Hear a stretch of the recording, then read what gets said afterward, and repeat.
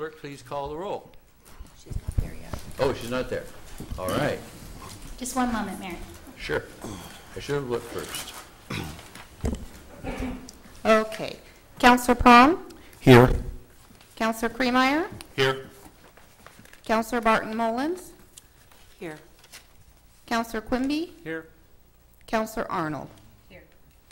Mayor Weatherby? Here. And Councilor Owen is excused. Now, would you all rise while I lead you in the Pledge of Allegiance? I pledge allegiance to the flag of the United States of America and to the republic for which it stands, one nation, under God, indivisible, with liberty and justice for all.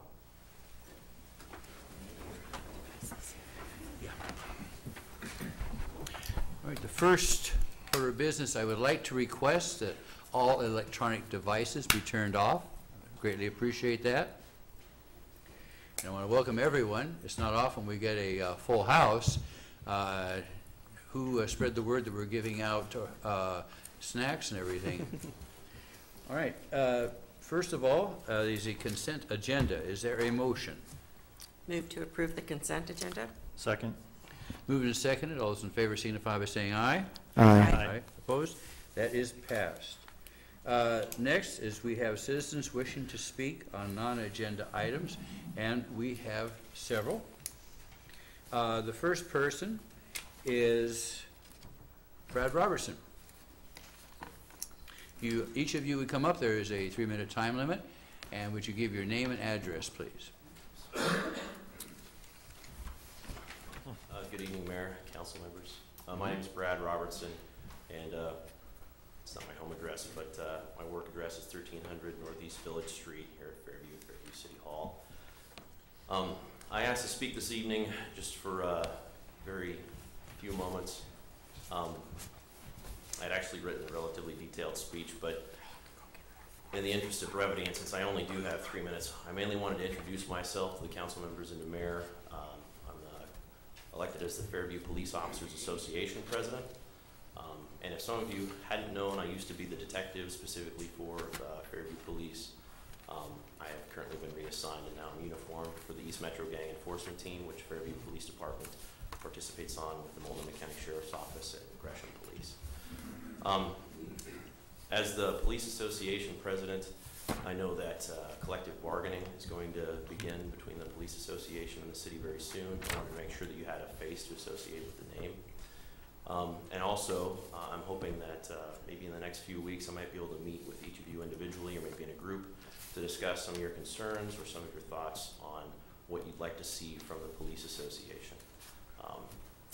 I'll try to contact you via email. I'll do that in the next few days. And if you so choose, I'd be more than happy to either have coffee or lunch with you. That would be very great. Thank you for the opportunity to speak. And also thank you for your service. I appreciate that very much. Thank you very, very much. And Councilor Quimby has a question. Brad, before you go away, we just had a Ethics 101 class in our workshop, and we were discussing ex parte meetings and email chains and all sorts of legal things like that, of where we cannot conduct business or talk about business in a situation like that, especially over issues of your police contract coming up. So I guess I would defer to legal if we can even meet on situations like that. We would discuss any sort of specific items in the contract, of course.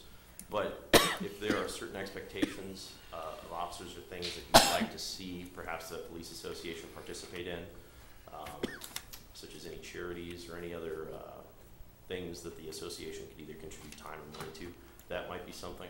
But certainly I wouldn't want to have, and thank you for bringing that up, any sort of ethics concerns about contract negotiations or bargaining. So thank you for bringing that to my attention. Okay, thanks. And thank you. Next is Dave Eatwell.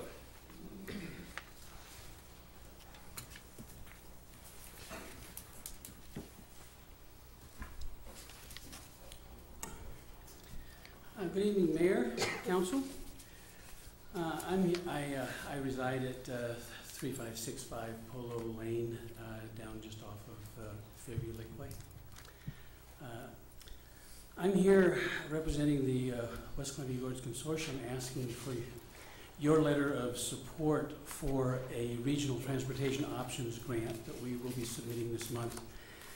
And this is a relatively small grant. Total project is about $82,000. $22,000 of it will be made up by matching of coming from business and nonprofits in the area. But the scope is primarily to organize local businesses and residents and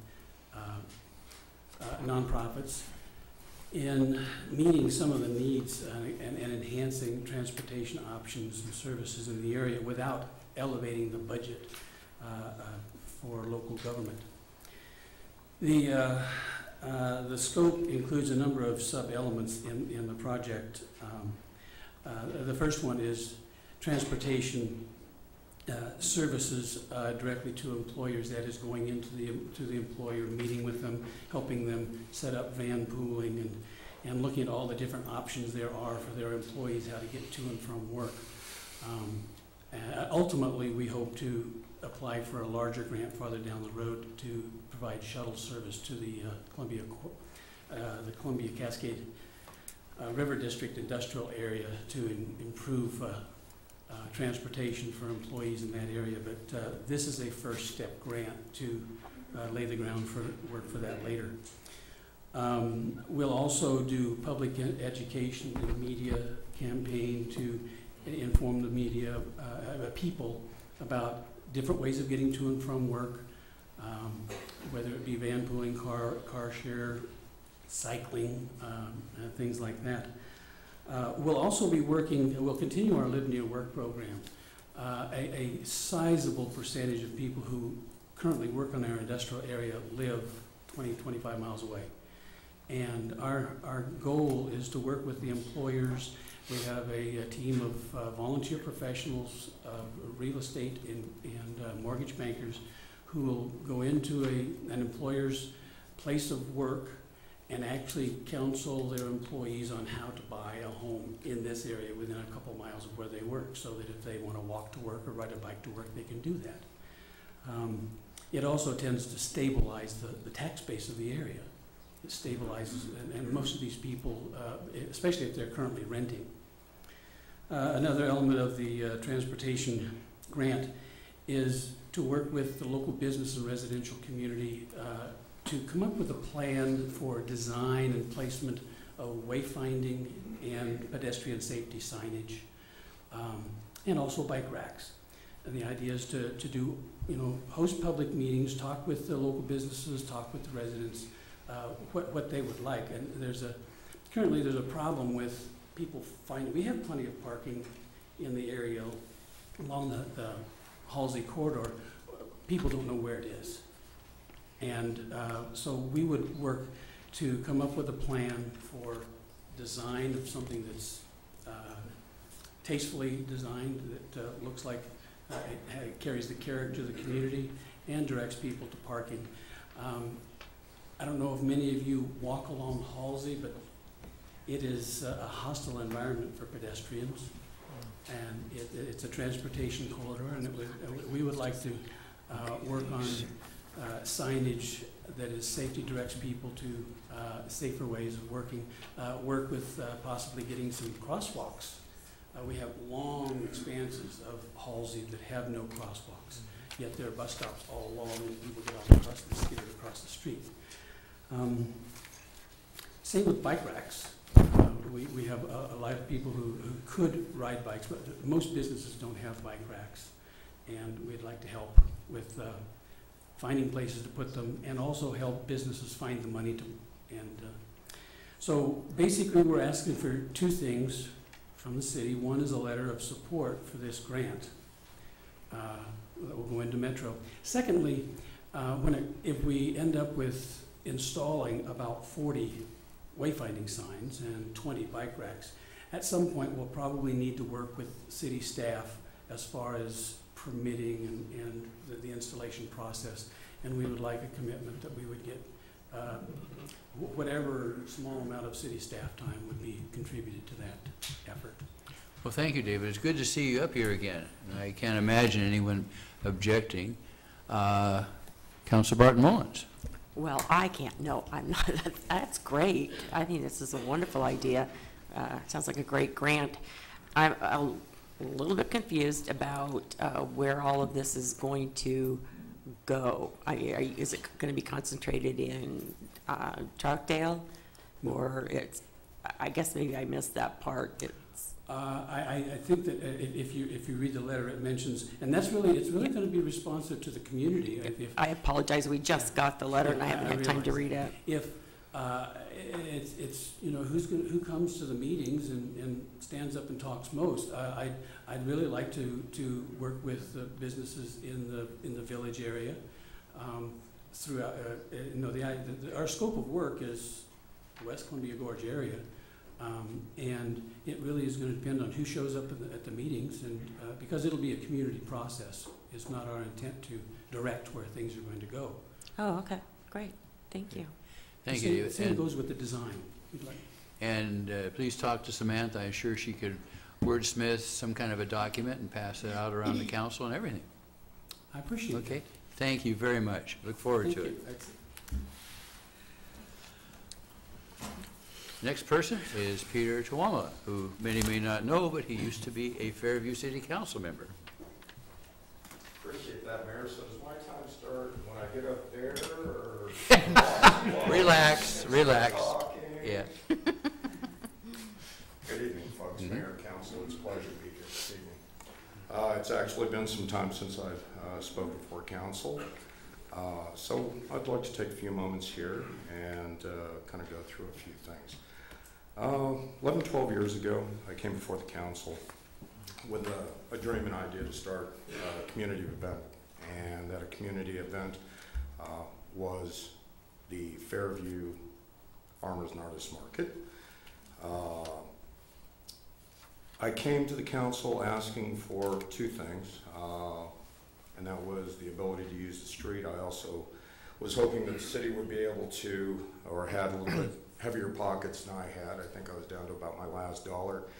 And I was looking for not only the approval to move forward with this community event, but also some form of a loan grant or seed money to start this community event.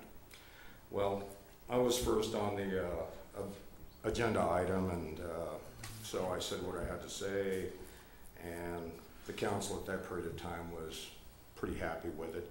There was another group that came up behind me. Well, they were looking for money as well.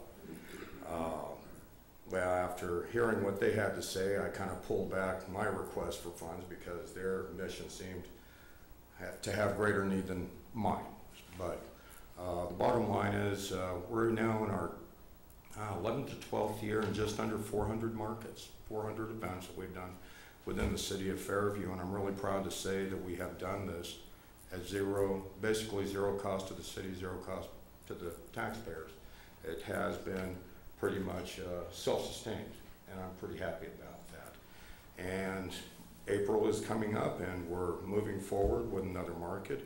But one of the reasons I'm here today is to say thank you, because there's a lot that has transpired over the years that started right here in this city and this community. And just to name a couple of things, I know I'm running out of time, so I'll make it real quick. The Troutdale Farmers Market, Cascade Locks Farmers Market, Sunnyside Farmers Market, Clackamas Town Center Farmers Market, the Westland Farmers Market, Springfield Farmers Market, Tannisbourne Farmers Market. These were all created, plus the holiday markets that we had here in Fairview, stemmed from the little bit that I had saved and put into other communities, which there again created some wonderful things. And some of the things that we have done within these markets that I think that everybody here, and including the community, ought to be extremely proud of. We have mentored youth programs. We have mentored young and old entrepreneurs. We've helped businesses grow. We brought into the community the FNDP, which is Farm Direct Nutritional Program, Wiccan Senior Program, so we're actually bringing monies into the communities that we have started these markets, and that's women, infant, and children, and senior federally subsidized coupons. We have opened our doors to every community group that had brought value into the community that the community could use and benefit from. We have supported more 501c3s than you could shake a stick at. That has never been the criteria for free booth space for our nonprofits or people trying to do better for the community. That's just what we did to help them help their projects and further, whether it was the schools. We've done toy drives for the police department. We feed the food banks. We feed the shelters, local areas. We have built and helped farmers get started, CSAs. We have educated your community on how to grow their own produce. We've given away free seeds. We've done carnivals, September-ish, for the kids, and the prizes, and everybody won, but the prizes were school materials, papers, binders, pencils, whatever it might be, and just added a little bit of extra fun in there. We've done chalk art events. We also sponsor the Relays for Life. We've been involved in the Fairview tree lighting ceremony. Excuse me just a moment here. Right, if we could wind it up. All right. Well, basically, the bottom line is we've been here for a long time. The community has asked me over the years, past couple of years, to see what we can do to get the market moved back out here on the main street the way it was. What I'm asking you tonight is, and I didn't bring paperwork because the city has the original paperwork and documentation. That's what I would like to have each and every one of you take a look at and see if it is a feasible idea to have this market move back out on the street. Retain the original agreement. We had done nothing wrong. We've been here a long time. So we've had a lot of markets. We are self-sustained. That's pretty much in a nutshell. Okay. So the market needs to be out there, that your community wants it to be out there. I think the market itself needs to be out there. I think it's a great idea. Steve Prompt. Thanks for coming here tonight, Peter. As the councilors may know, we have had a large number of highly solicited emails in favor of the Chili Festival. Mm-hmm. We received 16 emails from Fairview residents. A large percentage of those, although their comments were unsolicited, were also in favor of moving the Fairview Farmers Market back onto Village Street with live music like we used to have. So I would be in favor of that. I'm sorry, Mayor. No, I just said thank you. I think it's Okay. an excellent idea. Just as a little something there, just kind of get a visual and percentage. How many people here have been at the Fairview Farmers Market? Thank you, Mayor. All right, thank you. And next is Miss Cindy Kenyon, and she has something to say regarding some little people in the back.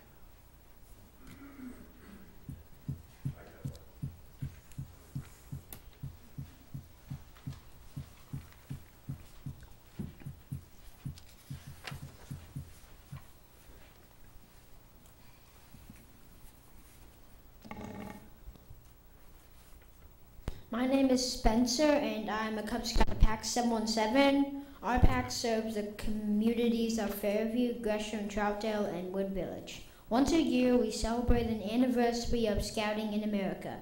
We call this celebration Blue and Gold. 2013 marks the 103rd anniversary of Boy Scouting in America, and the 13th anniversary of our pack. The purpose of scouting is to develop a boy's character, train him to be a good citizen, and encourage him to be more fit, physically, mentally, and morally. On behalf of Pack 717, we would like to invite you to attend our upcoming Blue and Gold celebration.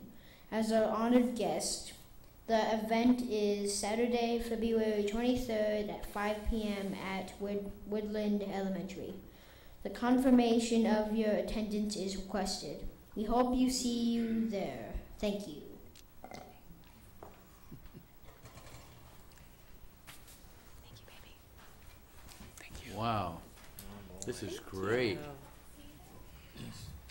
Thank you. Thank you. Great invitation. Thank you.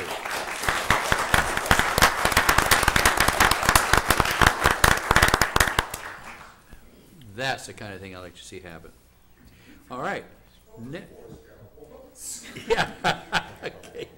Next is Natalie. Natalie, like to come up? And I don't want to mangle your last name. I'll let you pronounce it. Pardon? Natalie Ward. Okay.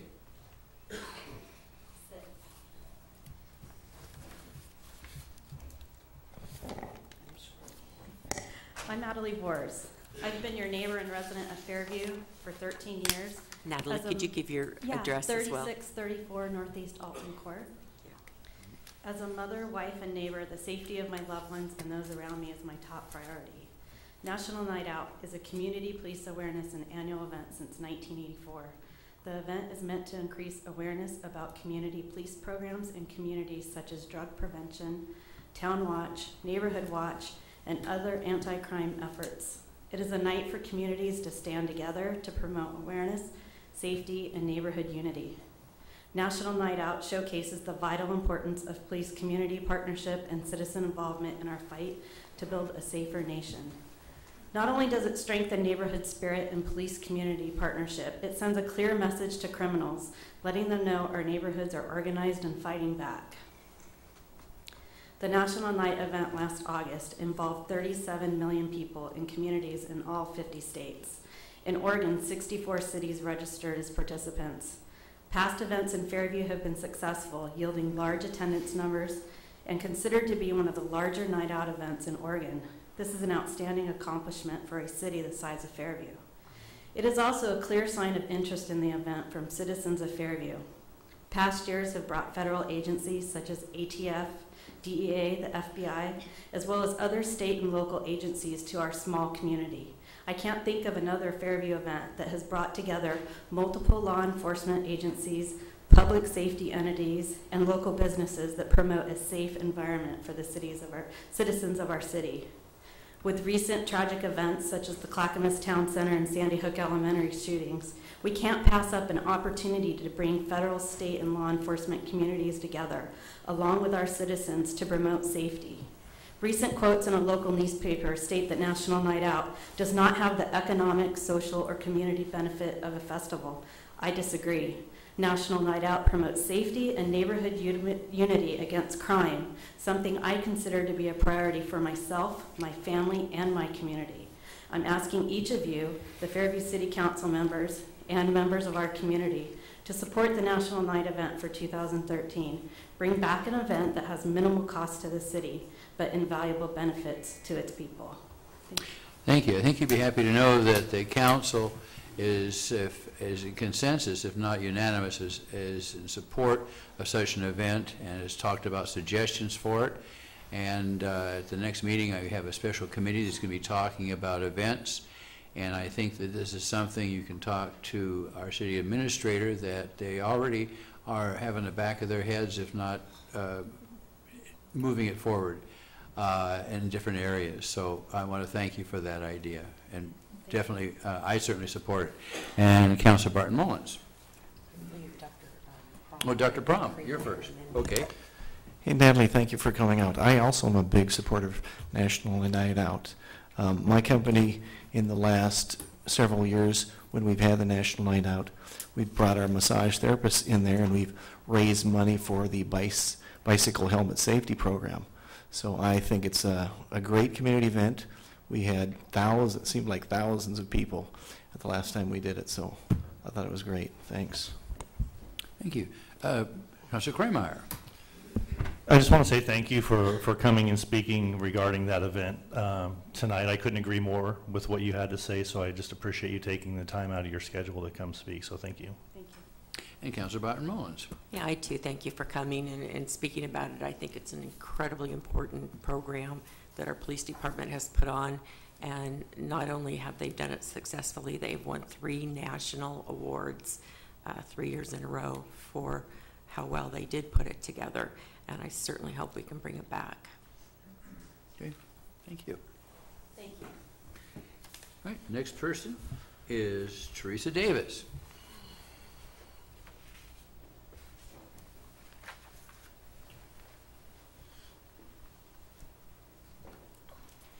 Good evening, Mayor, council members. I did not see the item as an action item on the agenda this evening, but recently in the Oregonian News and the Outlook News, I read an article that there are multiple competing interests for the same pot of money for National Night Out, the Chili Festival, and other events.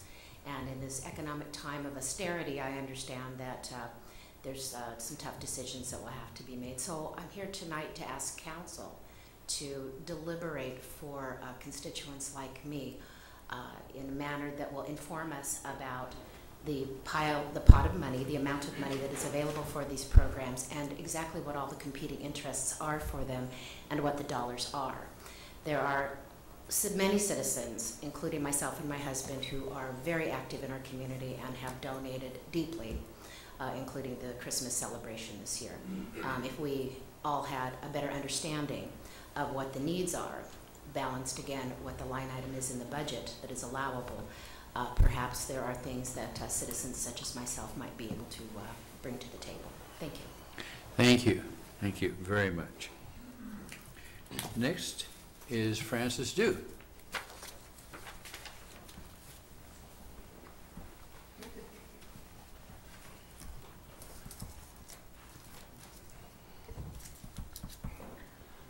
Good evening, Council. I'm not used to doing this. I'd rather have an instrument in my hand because it makes it a lot easier for me to do it. But I'm here to speak about the festival, or the Fairview Juliana Green, whatever, what it's been called in the past. I know that the money is tight. Festivals are important. This particular festival is unique to the city of Fairview because, to my recollection, there is no other chili cook-off on this side of the river. There's one in Vancouver, but we're not talking about Vancouver, we're talking about Fairview. It brings in people could you give your address, please? Oh, I'm sorry.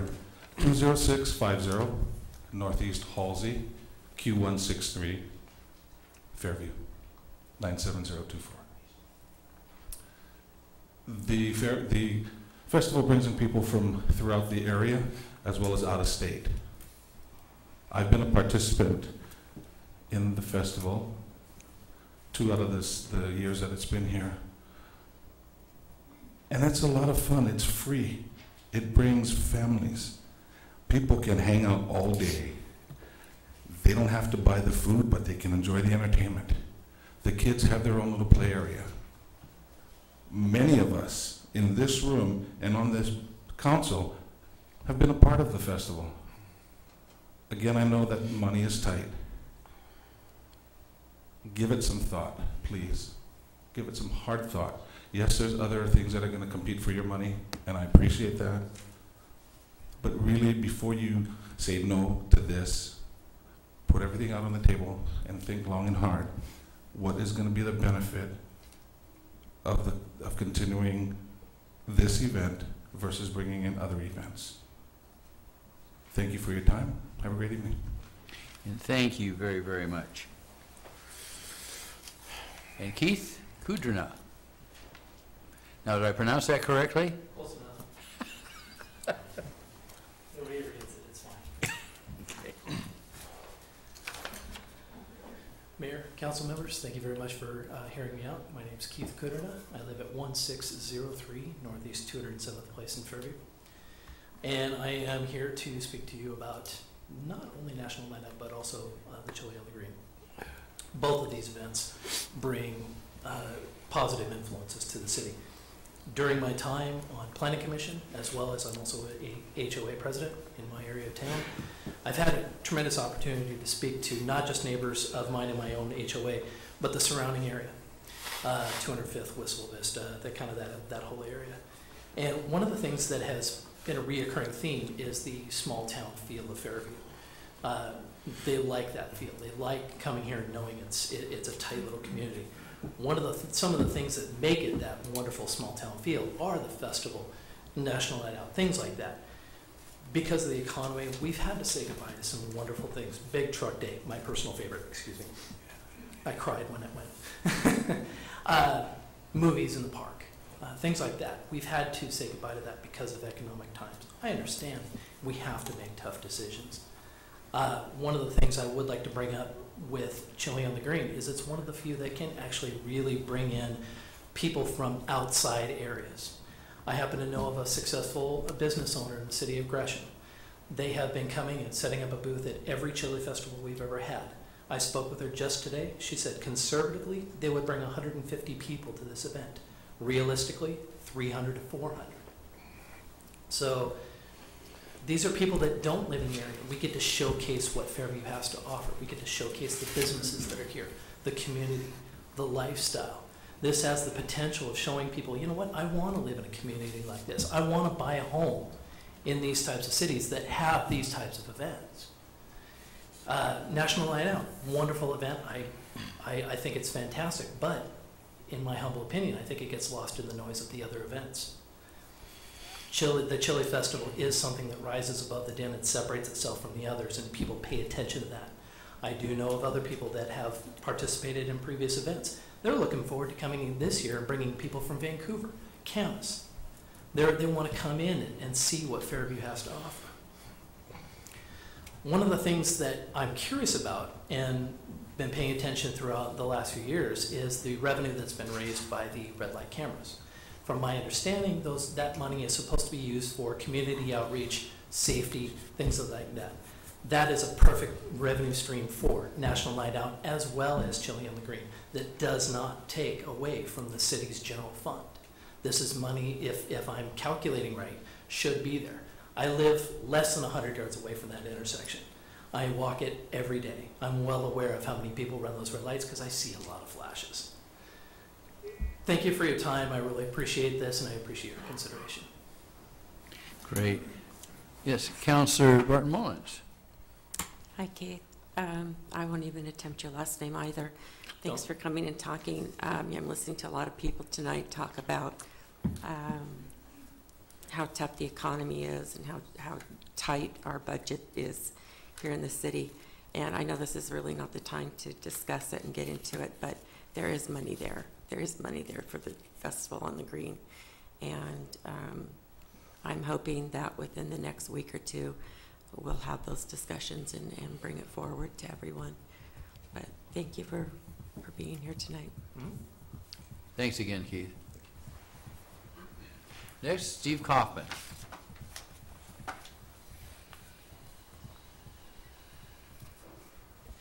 Thank you, Mr. Mayor, City Councilors. I'm Steve Kaufman, 505 Bridge Street, and I'm sure you guys are all tired of hearing about it, but I just wanted to step up and pump my fist for the Chili on the Green Festival.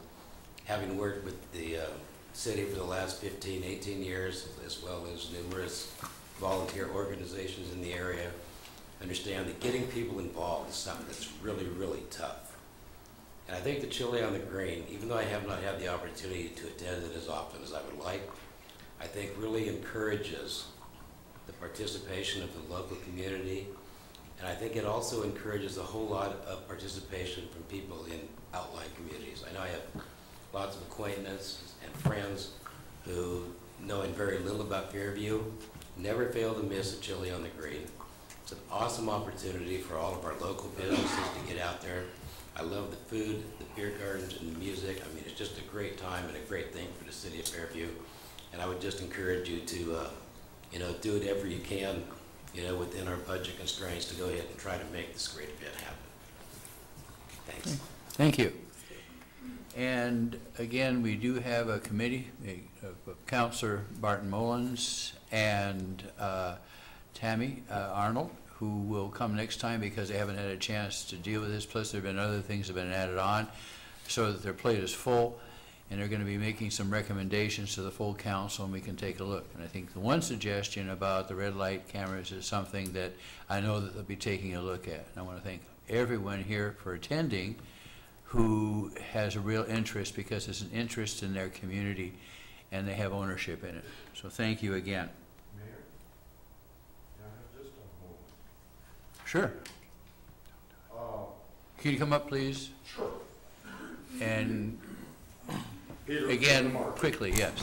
I understand what you all are trying to do and how important these festival events are. And everybody's right. They're extremely important. They're important for community, lifestyle, happiness. but it does, it builds communities. So whatever I can do with the market, or whatever the market can do to help support, whether it's having somebody come in, setting up canopies, promoting this event, selling items, whatever, to bring coffers into this chili on the green to help it become self-sustained, please. That's what we're here for. I mean, I support you 100%. Thank you, thank you. And we have one other person who wishes to speak, and it is Steve, and I think I'd mangle your last name, but you can come on up and give it, and your, along with your address. Thank you, Mr. Mayor. Thank you, councilors. I'm Steve Marker. I live at 3613 Northeast 217th Avenue in Fairview. Most of you know me. I'm on the Fairview Parks and Recreation Committee, and I served a small stint on the Fairview Community Arts Council, and I've been the head judge at the Chili Festival for the last 2 years.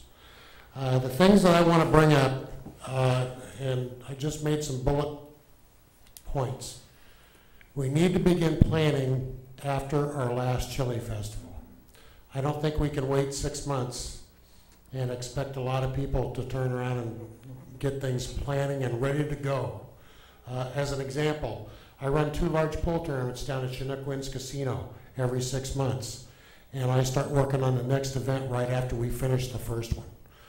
I think we need to get another Fairview Community Arts Council together and find some people that would be willing to get involved.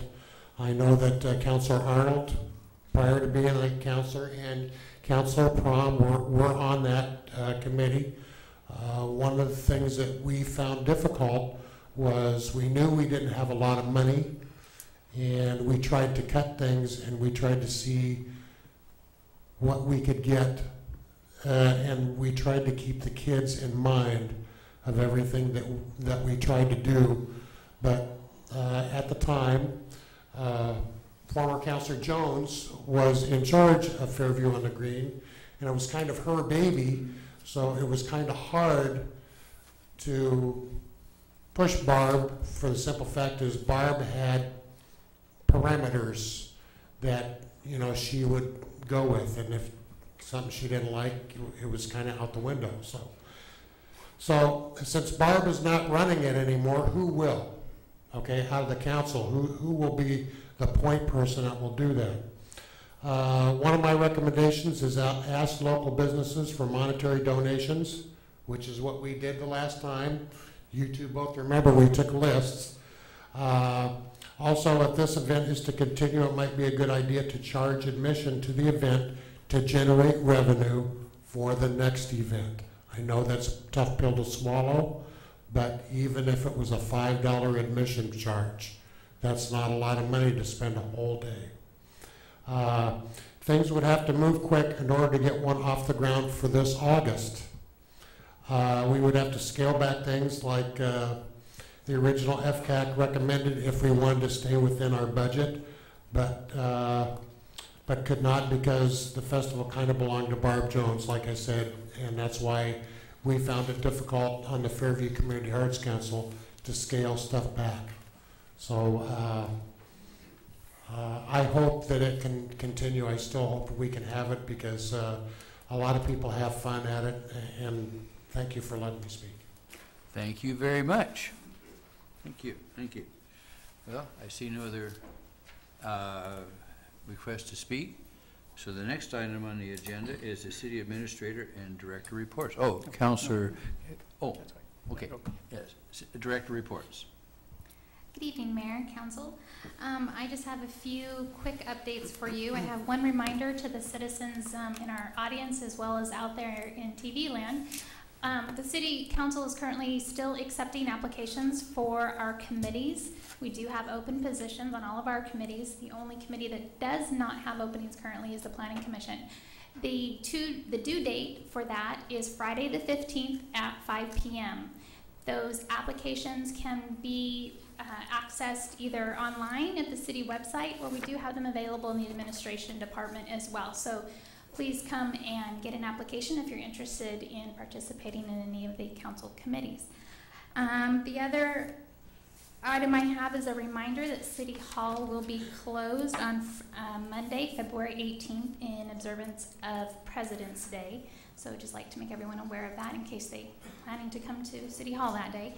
And finally, two other items. We're currently working on the budget calendar for the city. We do begin that process now. We've actually been in the midst of it for a bit. We will meet with council on the 27th to have council provide us some goals that we can incorporate into our budgeting process. And we will be providing that to council and to the citizens shortly.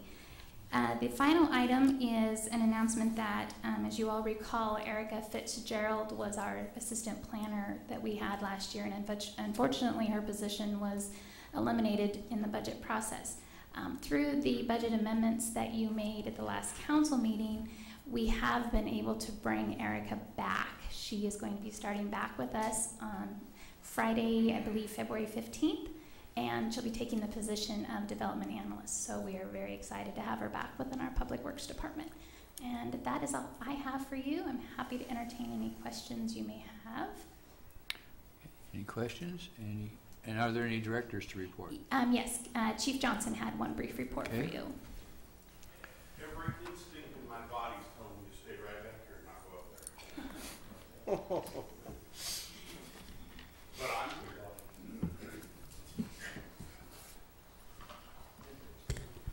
Good evening. Very briefly, before we talk about National Night Out, I'm very pleased to report that as of February 1st, the last time we emptied the drug box, the prescription drug turn-in box has collected in our lobby 952.8 pounds of unwanted prescription drugs since June of 2011. So that's phenomenal. It far exceeds what we thought it would do.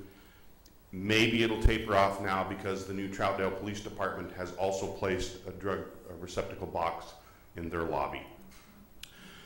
School safety is always on our minds, more so lately, of course, with the shootings. We met today with the Reynolds Superintendent, all of the chiefs and command staff from the surrounding jurisdictions to have an ongoing dialogue with school administrators about the safety of our children in the Reynolds School District and certainly within the kids within the schools in the city limits of Fairview.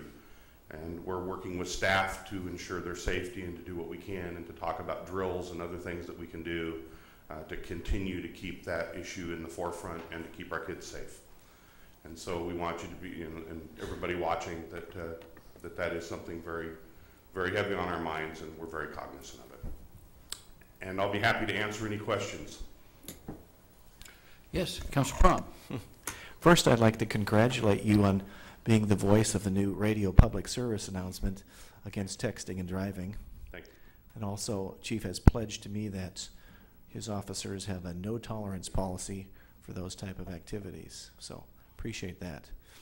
Also, Chief, could you touch on what Lisa Barton-Mullins mentioned earlier about the awards that Fairview won for the National Night Out, and tell me what you think of the value to the community there is, if any?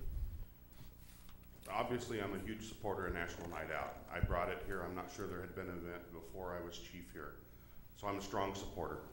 We've received, I think, 3 national awards, beginning with Rookie of the Year award and then 2 subsequent awards, thanks in large part to the work of Officer Neil O'Donnell, who was with us at the time, no longer with us.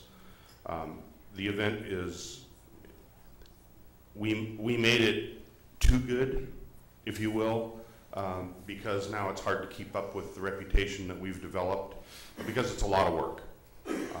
It's not a lot of financial, there's not a lot of resources that are direct cash costs to the event. The drain on the resources for the department is pulling an officer off the road to coordinate the event. I have some ideas about that I think we could sustain National Night Out. I think our Public Safety Advisory Committee would be a great place to ask for volunteers and to help us coordinate and take the strain off of the officers on the road to coordinate this event, and I think we could make it happen.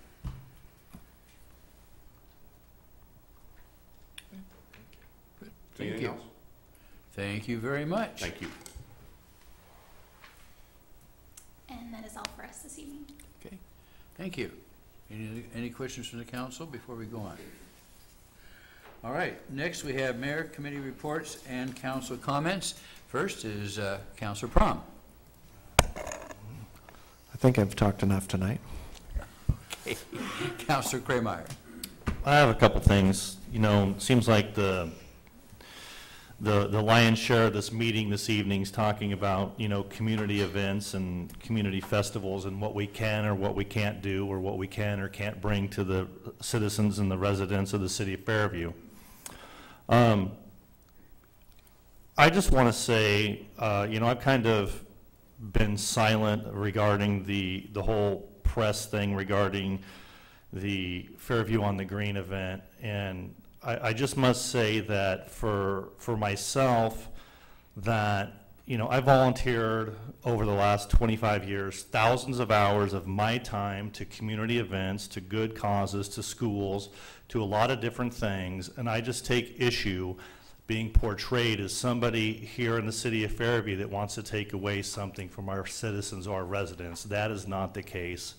I support any and all of our community events that we can do prudently and be very fiduciarily responsible with our tax dollars for the citizens of Fairview.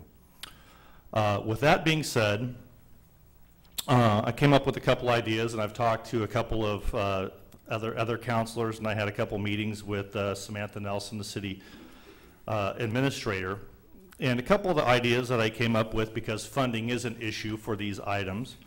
The first thing that I talked to her about was having the IT people for the city of Fairview create a button on the city of Fairview website where citizens can go and whatever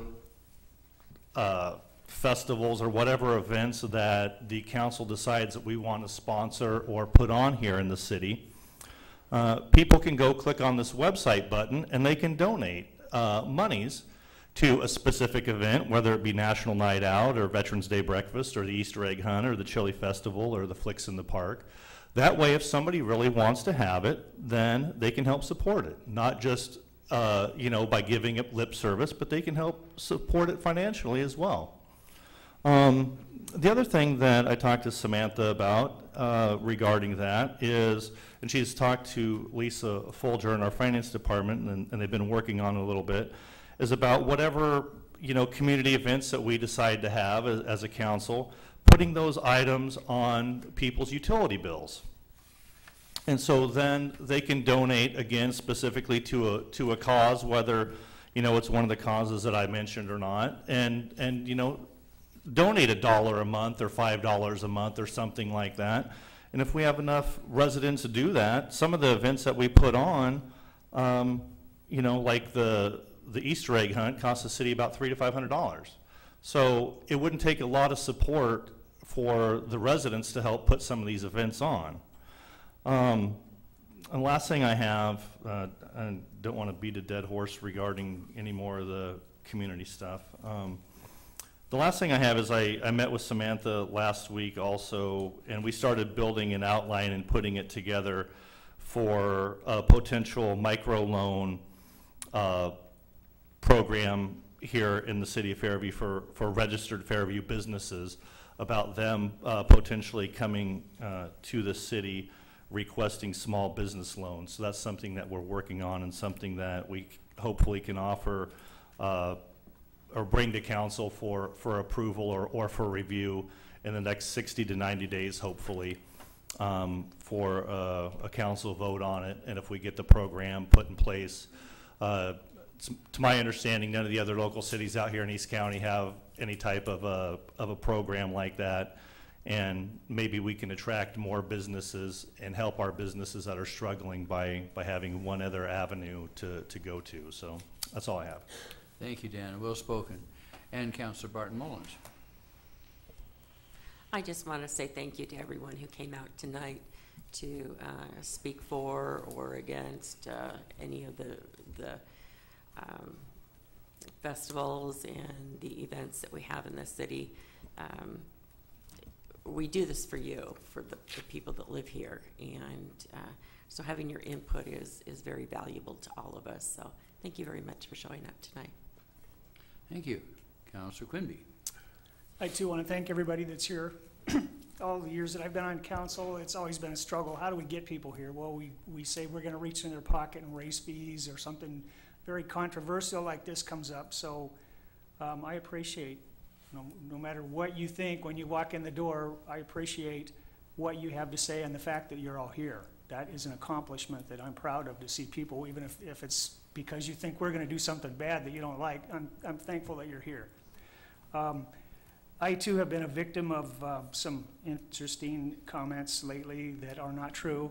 This council has not made a decision about anything. We have listened a little bit. We've listened to you tonight. We received emails, not very many of them from Fairview, but we're listening, and we haven't made a decision yet. We have, to the best of my knowledge, at least 6 events. Our previous city administrator submitted a budget that wiped out every event recently prior to Sam, and we felt lucky that we were even able to have a Chili Fest.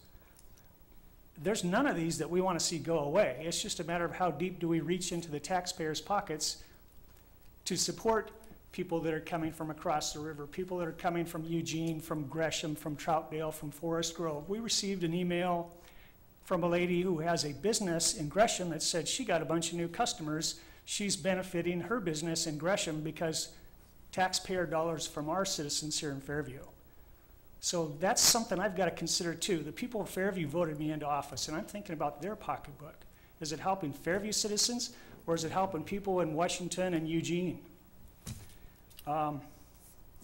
As far as Peter wanting the farmers market back on Village Street, I'm in support of that. I don't know if there's some legal issues with the city or what the reason was for moving it, but if there's no objection, I would like to make a motion right now to have the farmers market return to Village Street.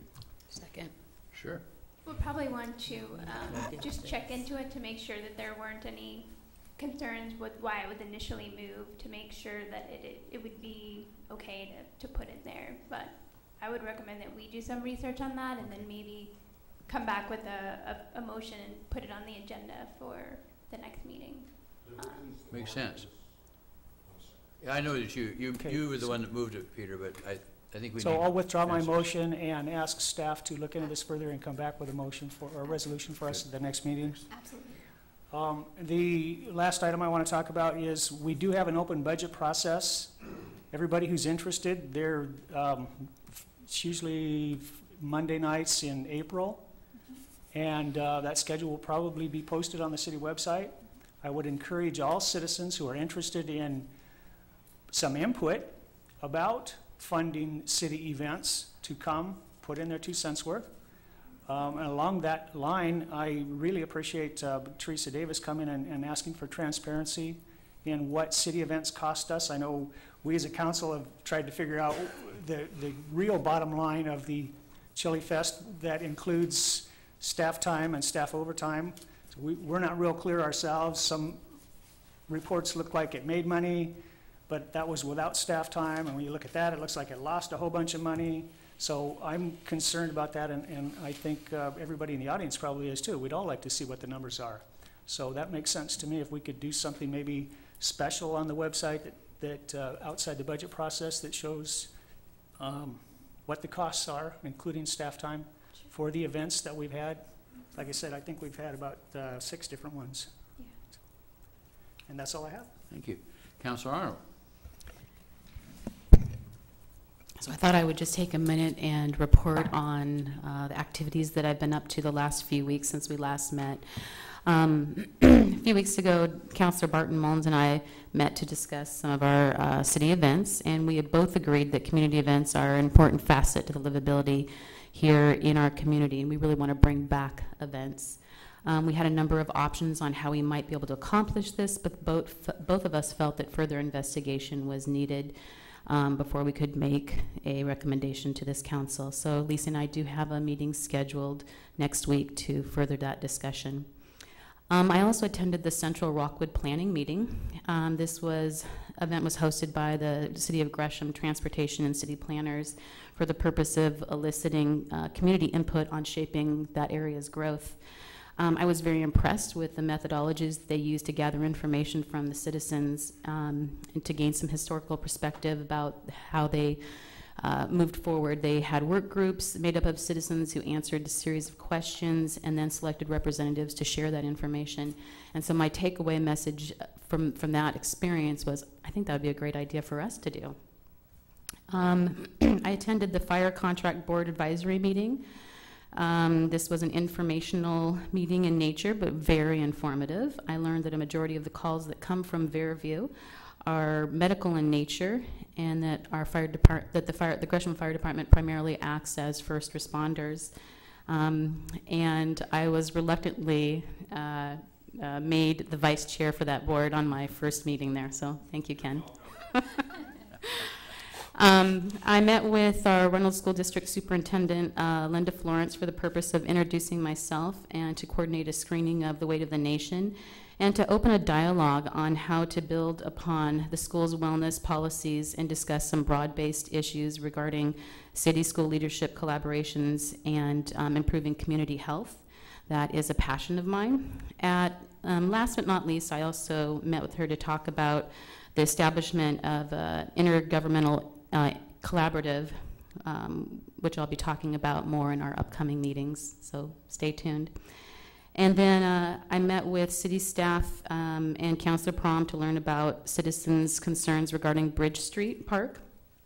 And our next steps are to have a touring of the Bridge Street area and the areas of concern. And then we're going to connect with the community members in that area and have a community discussion. And then finally, last but not least, I attended the Four Cities meeting where we heard a presentation from Metro Councilor Shirley Craddock about the proposed parks levies, and we discussed the need for future East County municipal meetings, which seemed to go over quite well and was very positive in nature. Thank you. Thank you. All right. In my report, it is a little bit lengthy.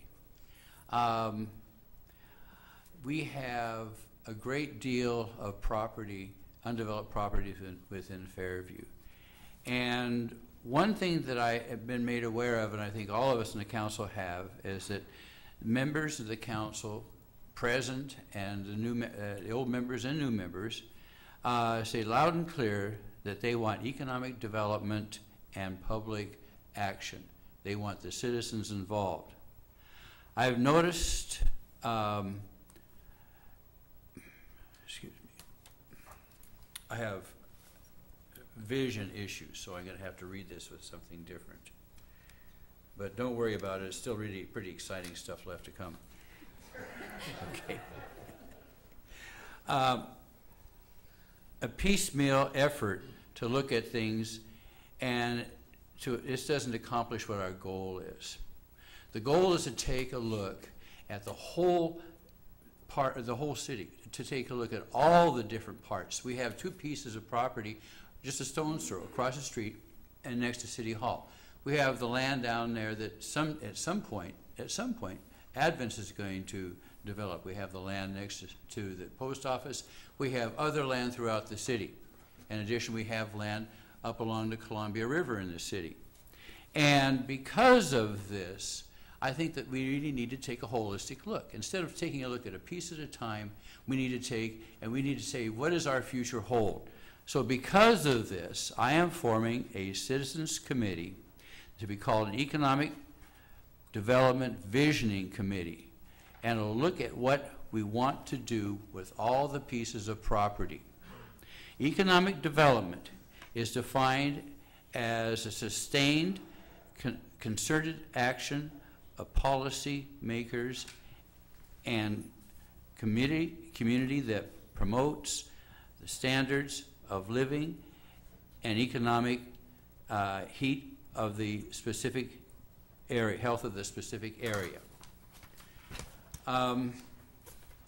Because of this, here are the concerns.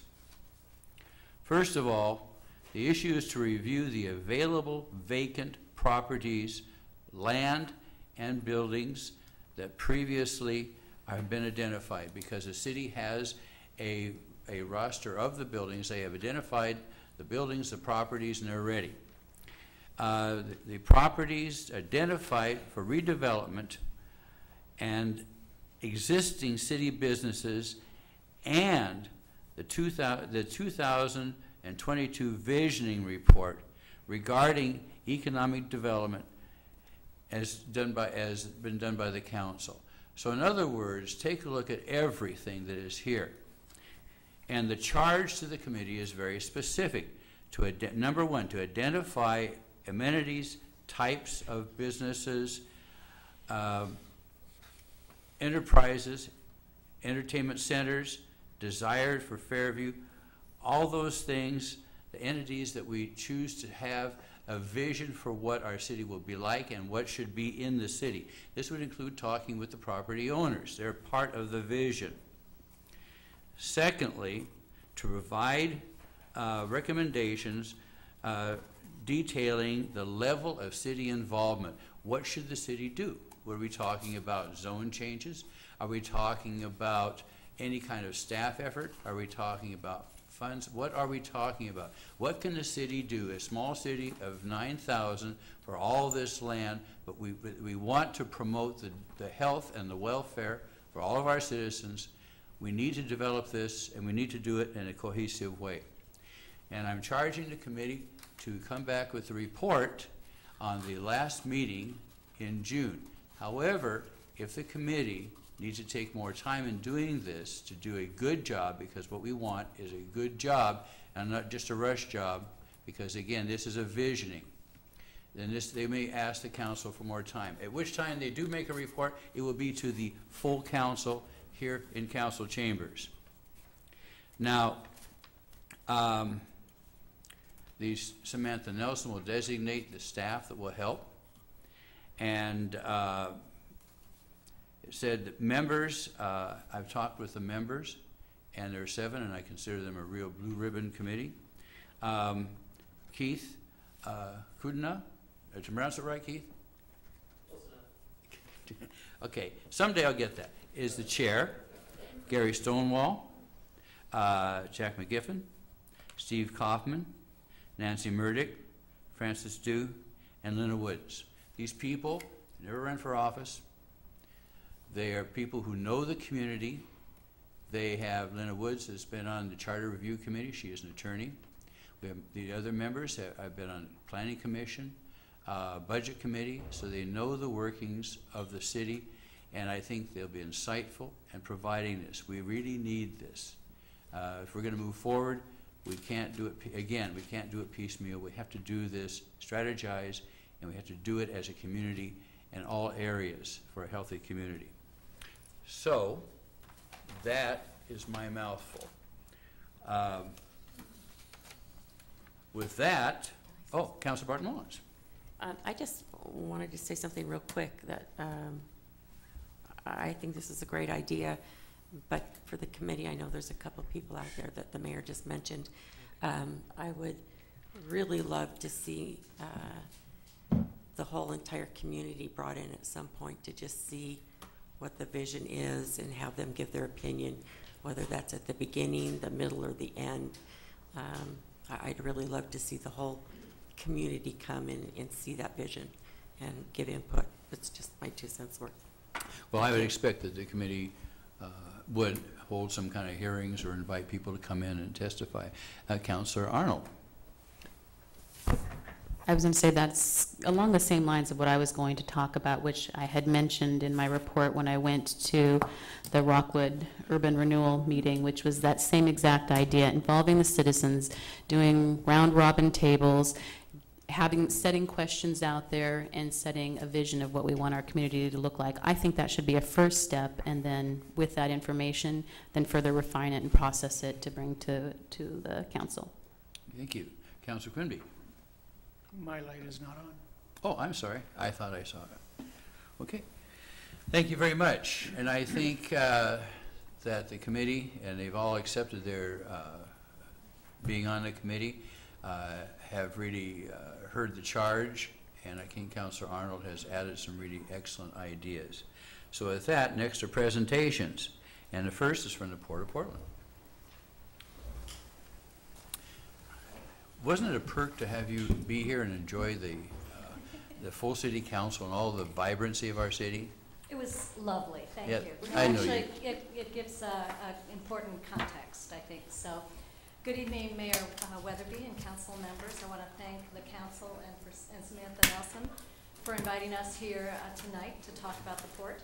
I'm going to provide a broad overview on the port for the new members and its involvement in industrial land development in East County. Please, can I have you pull your microphone just a little bit closer? It just looked like it was coming right at me. I know, I'm sorry. They require you to be close. Okay. Thank you. Ken Anderton, the Port's Industrial Program Manager to my left, will provide detail related to development at our two newest industrial parks located in Gresham Vista Business Park, which abuts East County cities, including Fairview. And the second one is Troutdale Reynolds Industrial Park, which is located in Troutdale and Fairview. We hope that this briefing will provide you an opportunity to continue our conversations on areas of shared interest with both of the sites, as there are areas of shared interest for both sites. We plan additional community outreach in the spring of 2013, and we'll keep you posted on that. We were going to suggest questions along the way, but in the interest of time, we thought we'd go through the presentation and then get into specific questions related to the two sites, if that works for you. Could you go to the next one? Again, for context, the Port of Portland was created by the Oregon legislature in 1891 to maintain Oregon's navigation channel. Over the years, our role has expanded. The port owns 3 airports: Portland International Airport, Hillsborough Airport, and Troutdale Airport. We own 4 marine terminals and 5 business parks. Our mission is to enhance the region's economy and quality of life by providing efficient cargo and air passenger access to global markets. Next. Although perhaps best known for our aviation and marine portfolio, the port has a history of industrial land development dating back 50 years, which began with Swan Island and Rivergate Industrial Parks in North Portland. With the lease and sale of port industrial properties over time, the port's supply of industrial land has been reduced significantly. In fact, the region has a shortage of large lot industrial sites that are development ready. To address this issue and support the economic vitality of the region, so in 2007, we acquired the former Reynolds Metal site in Troutdale, now known as Troutdale Reynolds Industrial Park. Again, that's in Fairview and Troutdale. So, in 2011, we acquired a site in Gresham, now known as Gresham Vista Business Park. The port is working in partnership with East County communities to make these sites available for traded sector investments. Traded sector investments tend to be higher wage jobs and provide more tax base for both the state and local jurisdictions, bringing new job opportunities and tax base again. As these sites develop, we will explore future potential acquisitions of larger industrial sites that may require a patient developer. But for now, we're investing in those sites that we have. And now I'm going to pass the baton to Ken, and we'll go through a couple of slides. Mayor, Council, thanks for allowing us to come here this evening. I have the great job of taking raw land and creating employment centers that we all can be proud of. We like to create parks that have a good feel in terms of employment. People look forward to working at them, living next to them, and getting living wage jobs and contributing to the local economy. So that's just what we've done with both Troutdale Reynolds Industrial Park and Gresham Vista Industrial Park. First, I'm going to start with Gresham Vista. That's our newest acquisition. We've owned it a little over a year. It's a beautiful site, and it's located, it's unlike our Troutdale Reynolds Industrial Park in that it's more of a greenfield site, predominantly agricultural, adjacent to ON Semiconductor. It was originally going to be a fab production facility for LSI Logic and has been zoned mostly industrial for many years now. So So like I mentioned, it's 221 acres. About 172 acres is in general industrial.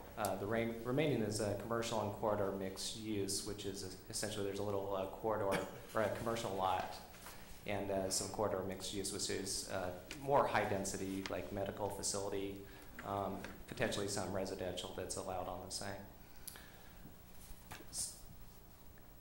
Lately, back in 2011, we acquired the site for about $26.5 million.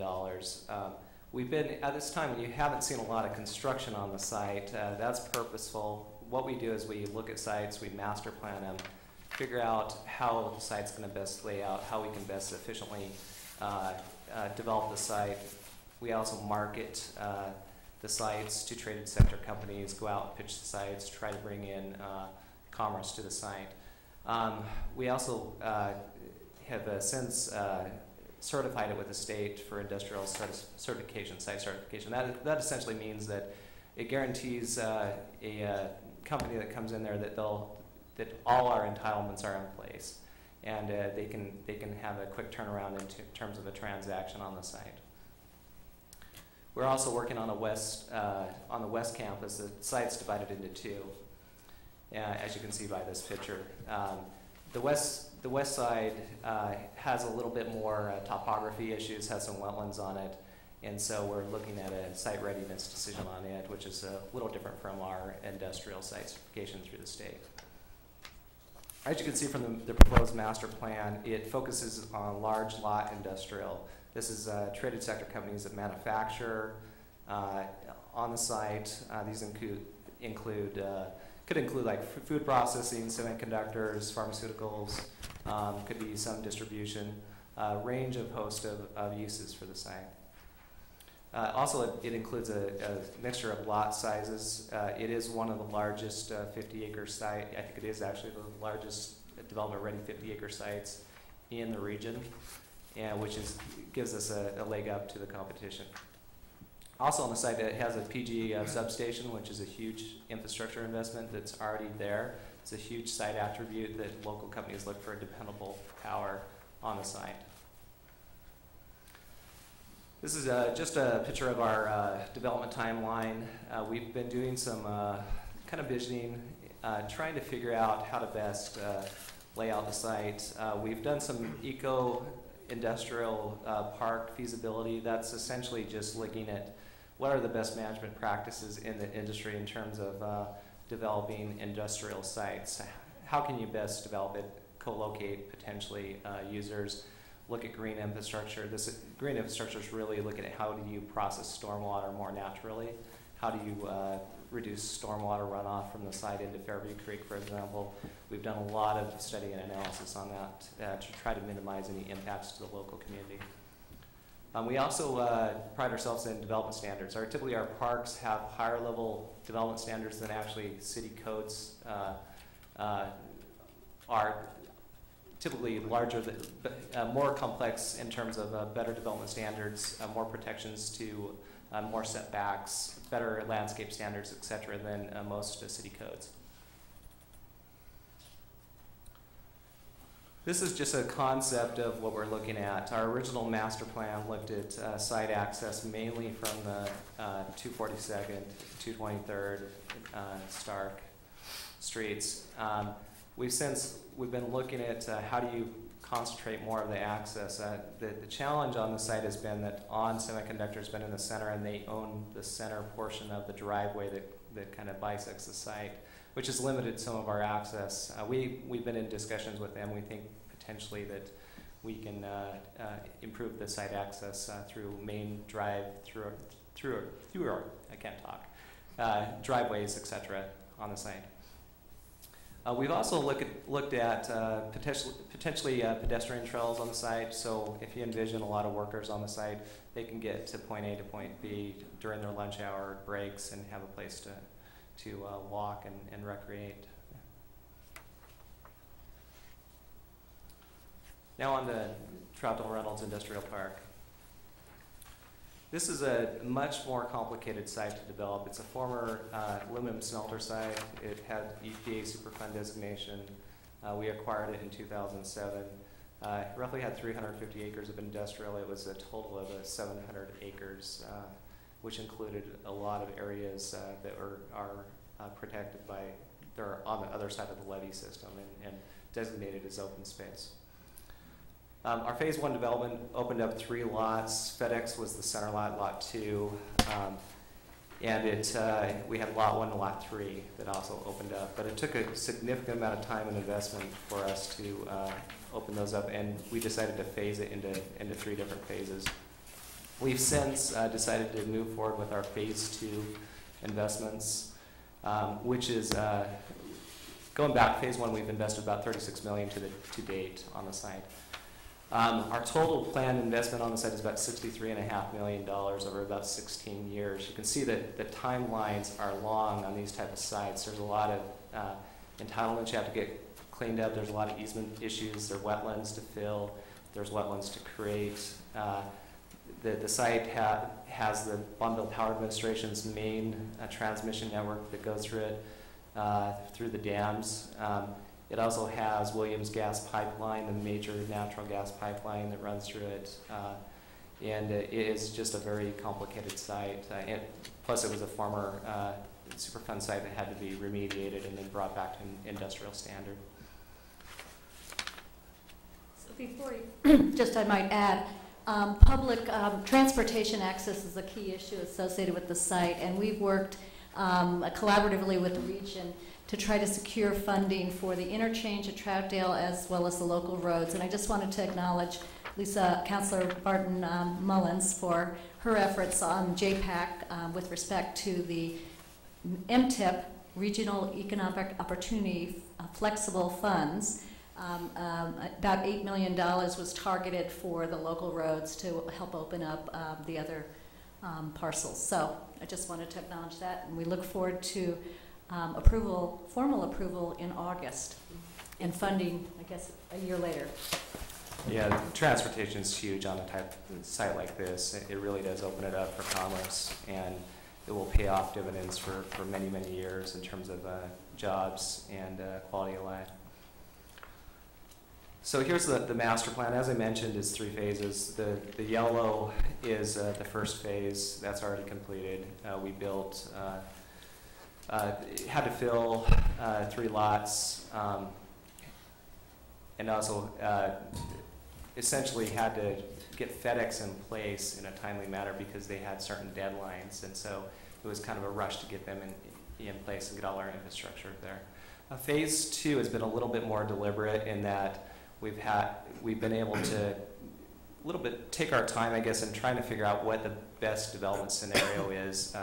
And what we've enlisted is all these lots have a lot of, they're low lying, and especially like lots 5, 7, and 8 had wetlands that were contaminated through the smelter operations, and so they need to be capped with fill as part of our EPA's remediation requirements.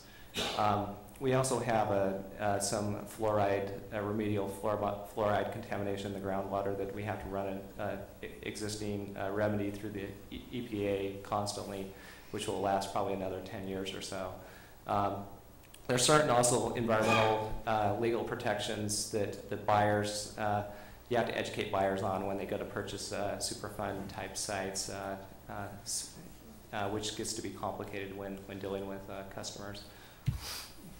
And here, I might note the dotted line to the left of the open space, which is the trail extension that we are working on in partnership with Fairview and Metro. So.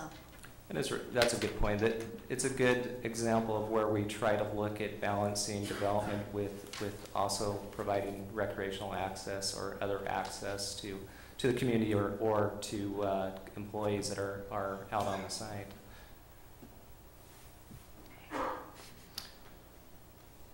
Here's our phase 2 development schedule.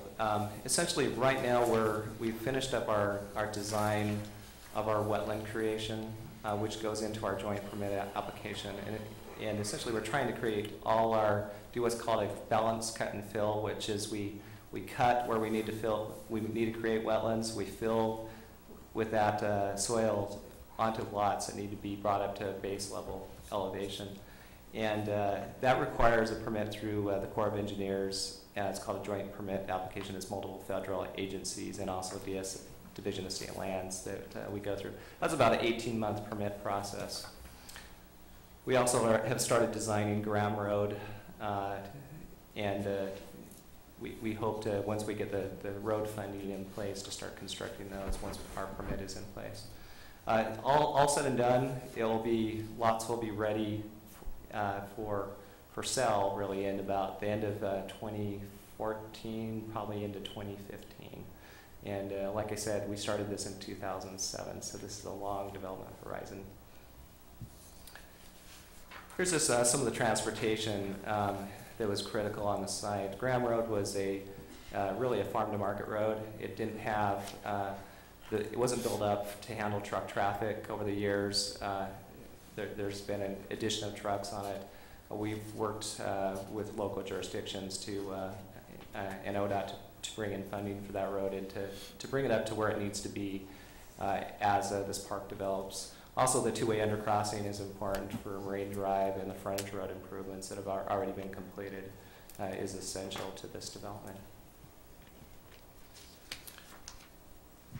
Here's just a quick picture. This is a little one, tough one to explain, but it shows our mitigation of our wetlands and our wetland creation. What we're doing is we're creating wetlands where there's already some wetlands and where it's low-lying and there's a lot of utility infrastructure already in place, which makes it really difficult to put any buildings on.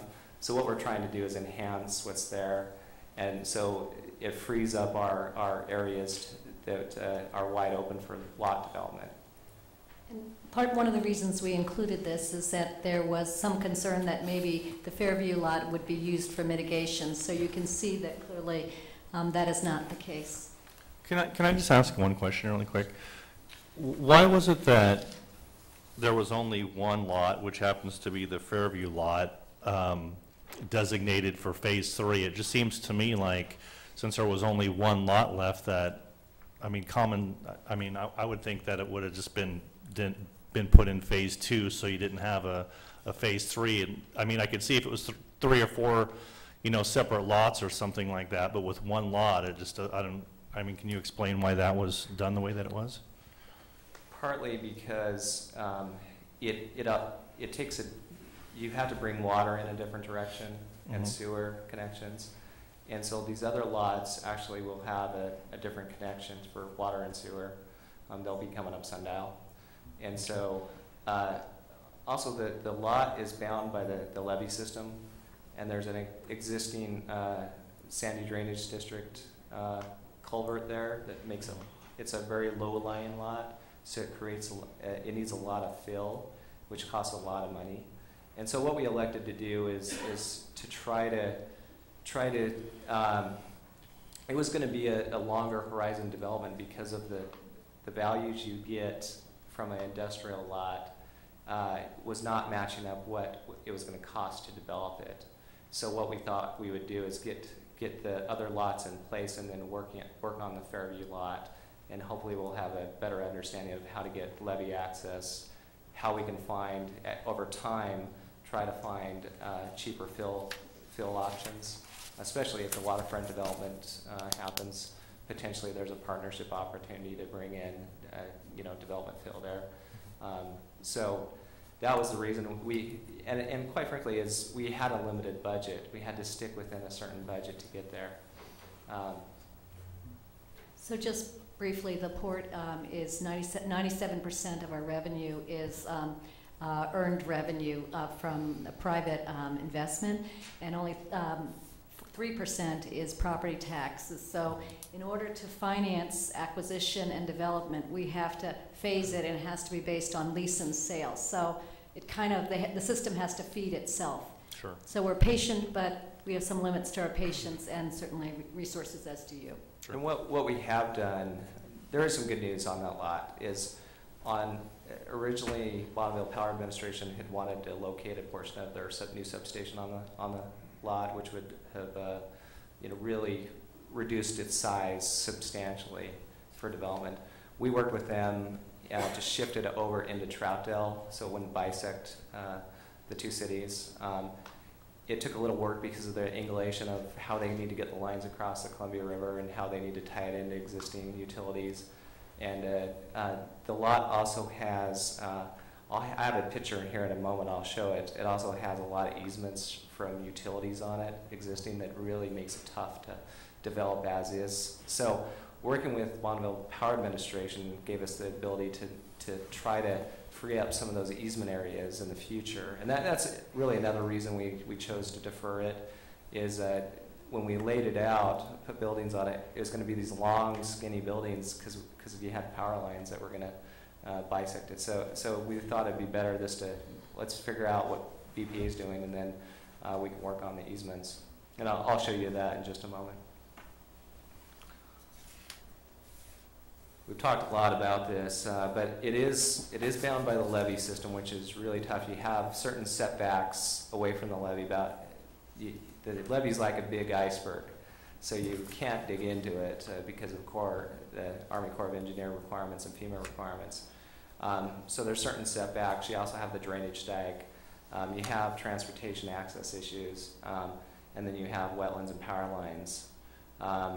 Also, the infrastructure is just not close, so there's significant amount of cost to bring in utilities, etc. And then you have the argument of industrial land values versus development costs, that economic argument. But hopefully over time, as I mentioned, we keep trying to knock off all these issues, and we have a development-ready lot in the future. We've had some offline conversations with the mayor and Samantha and Alan Berry and others about coordination on development of the site with adjacent parcels. So we hope to continue those conversations and see if that kind of changes timelines and other opportunities. The one other thing that I just wanted to quickly mention is because of the Superfund, there are Superfund restrictions on the site, and there is a restriction to prohibit a prohibition of residential development. So that site couldn't become residential, and I just wanted to be clear about that, and that's an EPA. Yeah, what the EPA does typically, there's 700 acres out there. Majority was the smelter site, which the FedEx facility currently covers. But what the EPA does, since it was a single owner, they treated it as a single property, and it wasn't subdivided at the time anyway, so they do this basic overlay in a record of decision.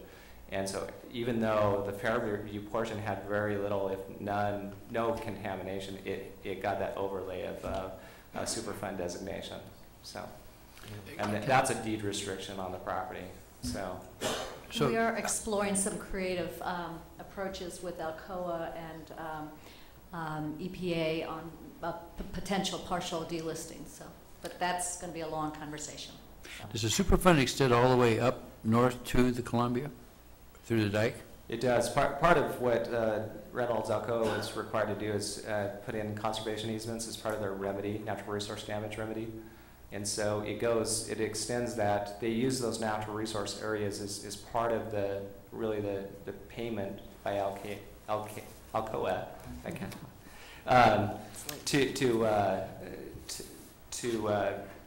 the site will never be as it was before.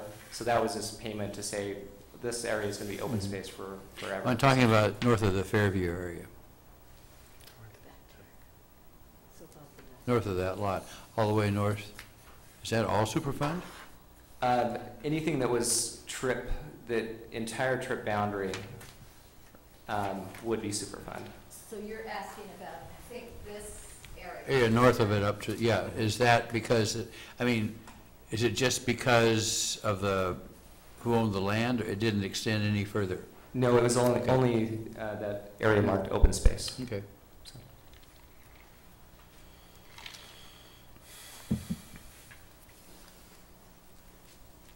Going backwards here.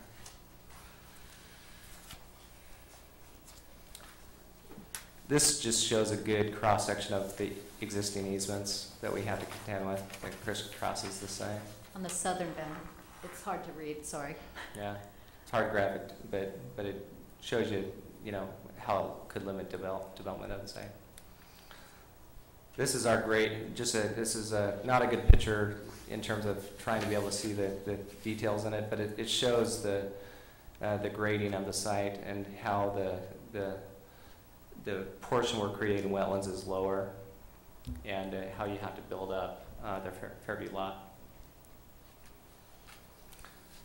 We have done some site layouts on it. If we could work and get those easements, we had Group McKenzie look and see how you lay out buildings for industrial development, and this is one of their concepts. It gets a little pinched with the transportation because you have to get off the levee and down into the lot, which makes it challenging, another challenge. Through the west side as well. So just in general, the reason why we develop these sites is really for economic development. We look to enable jobs to come in. The port, part of our mission is to get the lots up to a development-ready condition, then let the private sector take it from there, purchase the lots, develop them out, and in the case of like FedEx, bring in jobs to the community. So just for Gresham Vista, we did some analysis. We think that this will enable about 2,700, 2,800 jobs, 220 million in personal income tax, and 22 million in state and local taxes. TRIP is about 3,500 direct jobs, and about 410 million of personal income, and 41 million in state and local taxes annually once it's fully developed out. And we know jobs, housing balance is important to all East County communities because of the high commute rate, and so hopefully these industrial developments will provide opportunities for residents from all the communities. Our recruitment strategy, we're constantly partnering with others. Greater Portland's a good example, to go pitch the site, the communities, going out to trade shows, targeting key industries, really going on a global reach. Our executive director goes out to China, pitches our industrial property, pitches our services. We have various trade missions that we join the governor on. And we do just staff trips to host just visiting site selectors and try to cast a broad net but a focused net on where we want to land companies in East County, and trying to show them that we're open for business. We've got great property here. We have great access. We have tremendous transportation assets here. We're close to PDX, close to the major interstate systems. We're close to railroads, etc. We also enable the foreign trade zones users. We are the state experts in that to try to bring in local, manufacturing value-added services that can be manufactured on site in a foreign trade zone. And with that, we'll just open it up for questions. Council, anyone? Wow. See, you impressed us all. Thank you very much. Really appreciate this. Thank you again, and I hope that you'll keep us posted on your economic development, your holistic economic development committee, because I think certainly we have shared interests there. So. Absolutely. Thank you again. Will do. Thank you very much. Thank you. And finally, there is the Safety Committee presentation.